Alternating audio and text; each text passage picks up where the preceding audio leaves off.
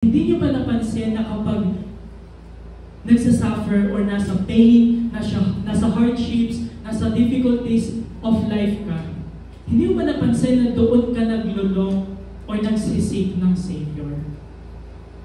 Yung sitwasyon na kung saan wala ka nang papuntahan, yung moment na hindi mo alam kung kanino ka tatakbo, or kanino ka, or walang makatulong sa'yo, or walang makapag-comfort sa'yo, yun yung moment na you are looking for a Savior. Naalala niyo ba nung nakaalis na ng Israel, ng Egypt, yung mga Israelites, hinabol sila ng mga Egyptian soldier, tas nasa harap nila yung Red Sea. Anong ginawa ng mga Israelites? Pag titingin sila sa unahan, nasa harap nila, Red Sea.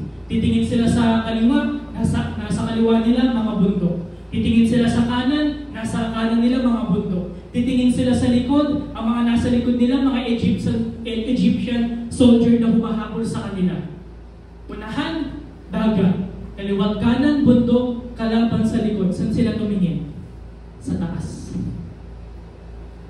And in that pain, in that moment of pain and suffering, doon tayo longing for a Savior. Kaya sabi dito sa 2 Corinthians 1:10, He delivered us from such a deadly peril, and He will deliver us.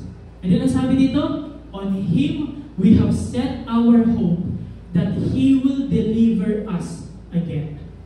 Tinubos na ako ni Lord dati, at tutubusin niya ulit ako ngayon. Niligtas na ako ni Lord dati, at ililigtas ulit ako ni Lord ngayon. It is